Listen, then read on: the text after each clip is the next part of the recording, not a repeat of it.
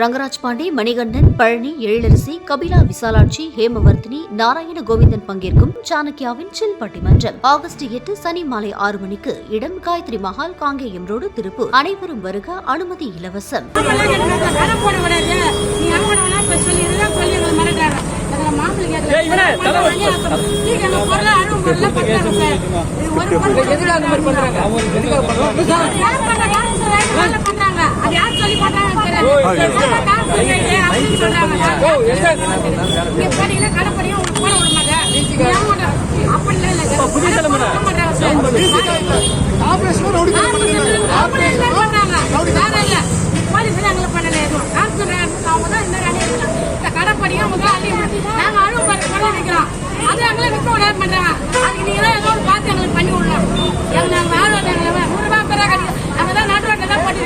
ஓகேமா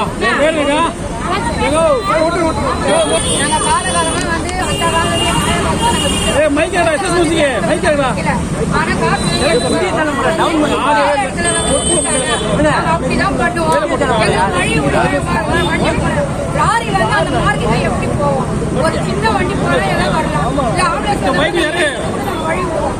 பெரிய லாரி போகணும். நீங்க போட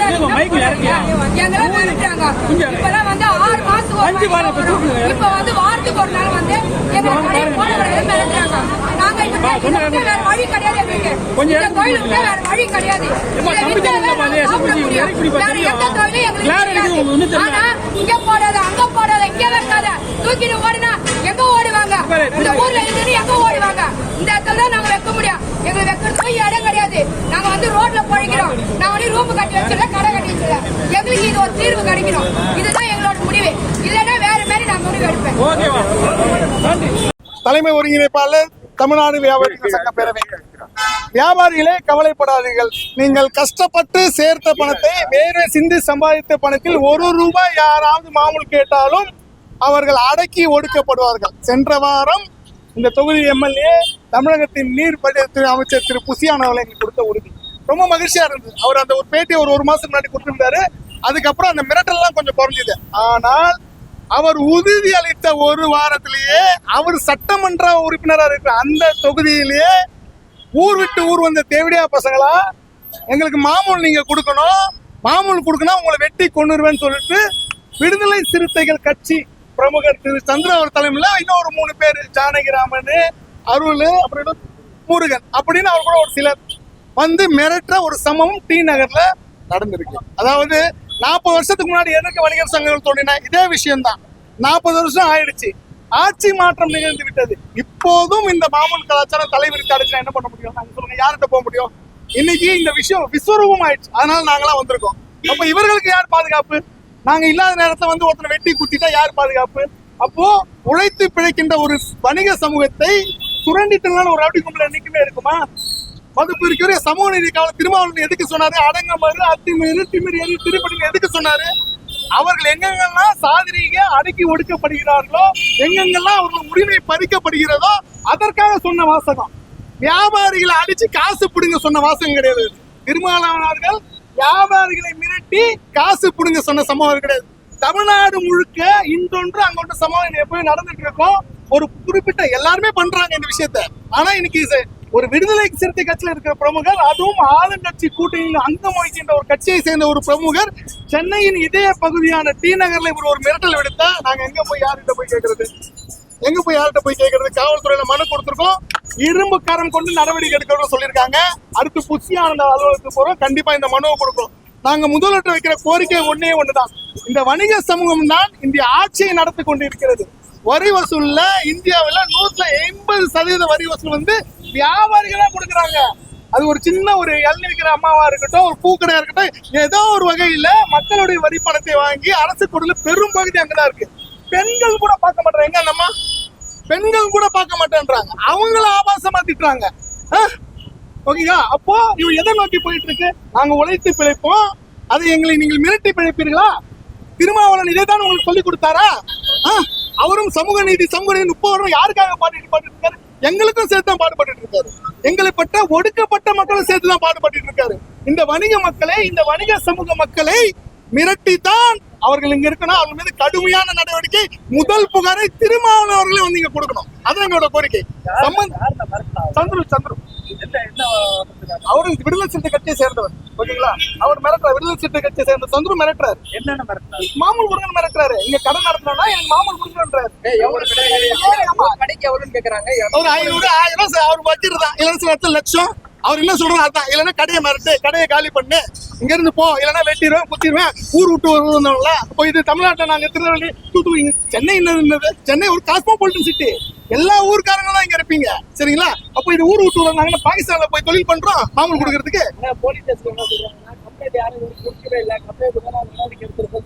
அதாவது காவல்துறை என்னைக்கு இப்படிதான் சொல்லும். இந்த காவல்துறை சம்பந்தமாக சந்துரு மீதே ஏற்கனவே ஒரு வழக்கு இருக்கு. அது பேசிட்டது. மீண்டும் மீண்டும் ஏற்கனவே சந்துரு மீது வழக்கு கொடுக்கப்பட்டிருக்கிறது.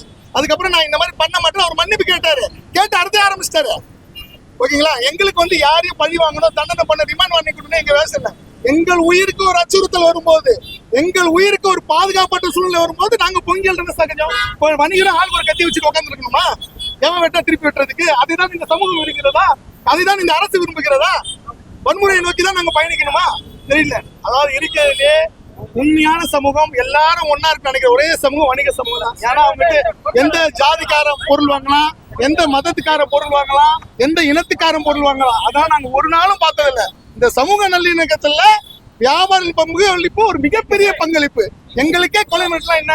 இரும்பு கரம் கொண்டு அடக்க வேண்டும். திருமாவளவனுக்கு ஒரே கோரிக்கை, சம்பந்தப்பட்ட அவரை கட்சி பொறுப்பில் இருந்து அவர் நிற்கணும். முதல் கம்ப்ளைண்டா அவர் மேல அவரே கொடுக்கணும் சொல்றேன். ஓகேங்களா? ஆட்சியில தானே அவர் இருக்காரு. அவர் அங்கம் வகிக்கிற ஆட்சியில இருக்காங்க. வன்னி அரசு ஆகுதாவத்துறை நல்ல அமைச்சரா இருக்காரு. அவர்கள் வந்து சம்பந்தப்பட்டது வியாபாரிக்கு ஒரு பிரச்சனை, அவன் மிரட்டப்பட்டான், அவனை கட்சியில இருந்து எடுங்க, வந்து அவன் மீது புகார் கொண்டு என்ற ஒரு கோரிக்கை வச்சுக்கிறேன். வணிக சமூகத்துக்காக தமிழ்நாடு வியாபார சங்க பிறகு எந்த எல்லைக்கும் போவோம். அவர்களுக்காக உயிரை கொடுக்கவும் நாங்க தயங்க மாட்டோம். அவர் பல வருஷங்களா தொடர்ந்து இருக்கு. இன்னைக்கு நேத்து கிடையாது. இந்த மாமூல் கலாச்சாரம் வந்து இன்னைக்கு நேத்து கிடையாது. சரிங்களா? வியாபாரி சங்கம் தோன்ற வரலாறு அதானுங்க. வியாபார சங்கம் எதுக்கு தோணுச்சு? பொருளை வாங்கி காசை கொடுக்க மாட்டான், ஊரை விட்டு போன சண்டை போடுவான். அதுக்குதான் இந்த சங்கங்கள் தோன்றி 43வது வணிகர் தினம் கொண்டாடிய பின்பும் நாங்க இன்னும் எங்க மாமூலை கேட்டு மிரட்டா நாங்க வந்து சொல்லணுமா? இப்போ இதை பேசுறேன். அடுத்த பேட்டியில நான் உயிரோட இருப்பேன். ஏன்னா நாங்க அதை பார்த்தா நாங்க பயப்பட மாட்டோம். ஆனா எங்களை போன்றவர்களுக்கு அந்த ஒரு பயம் வந்துருக்கு. தெரியுங்களா? அமைச்சர் எப்படி சொன்னாரு? ஆமா, அவர் தெளிவு. ஆக்சுவலா அவர் வந்து எந்த ஒரு அர்த்தத்தின் அடிப்படையில் அவர் ஆட்சிக்கு வந்த புதிதில் முதல்ல அவர் டி நகர் சொல்லிட்டாரு. டி நகர்ல யாரும் பயப்படாதீங்க, நாங்க மாமூல் மலை கலாச்சாரத்தை கட்டுப்படுத்துவோம், நீங்க உழைத்து சம்பளத்தை ₹1 பணத்தை கூட நீங்க யாருக்கும் கொடுக்க கூட சொன்னாரு. அதுக்கப்புறம் அது கொஞ்சம் குறைஞ்சுதான் செஞ்சது. ஆனா இந்த தொகுதியிலேயே அவர் சட்டமன்ற உறுப்பினர் தொகுதியில ஒரு நிலைமை வருதுன்னு எனக்கு தெரியல. கண்டிப்பா ஒரு இரும்பு கரம் கொண்டு இதை அடக்குவார் நினைக்கிறேன். கோரிக்கை என்ன சார்? கண்டிப்பா திருமாவளவன் வந்து கொடுங்க. நீங்க யாருக்காக பாடுபடுறீங்க? எங்களுக்காக பாடுபட்டு. நாங்க ஒடுக்கப்பட்ட மக்கள் கிடையாதா? நாங்க வணிகர்கள் ஒடுக்கப்பட்ட சமூகம் கிடையாதா? நாங்க யாருக்கு எதிராக தான் போராடுறது? கார்பெட் டூலு ஷாப்பிங் மேல கொண்டு வந்துட்டாங்க போன ஆட்சியில. டிமார்ட் இருக்கு. யாருக்கு எதிராக தான் போராடுறது? சரி, ஏதோ எங்களால முடிஞ்ச அளவு போட்டு பொழைச்சாலும் அதுல கம்பம் கட்டுமா உங்களுக்கு? அப்ப எங்களுக்கும் சேர்த்துதான் திருமாவளவன் போராடணும் போராடணும் ஒரு கோரிக்கை வச்சுக்கிறேன். இவர்கள் அவங்களை ரிமாண்ட் செய்யணும். இரும்பு கரம் கொண்டு அடக்க வேண்டும். சம்பந்தப்பட்ட யாருக்கும் எந்த பாதிப்பு பாத்துங்க. இங்க இருக்க வியாபாரம் பாத்துருக்கீங்க. யாருக்கும் ஒரு சின்ன கீழே உண்டா கூட தமிழ்நாடு ஸ்தம்பிக்கும். தமிழ்நாட்டுல ஒட்டுமொத்த தமிழ்நாட்டை நாங்க கடை எடுப்பு நடத்துவோம். சரிங்களா?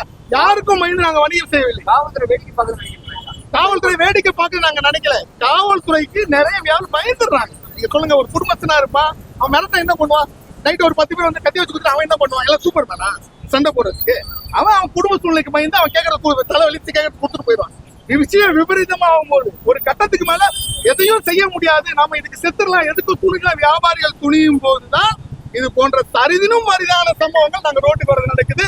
இந்த சம்பவம் இனிமேல் நடக்கக்கூடாது. அதுக்கு முதல்வர் பார்வைக்கு போனா அவர் உறுதியளிக்கும். வாழ்க சுதேசி வணிகம், வளர்க.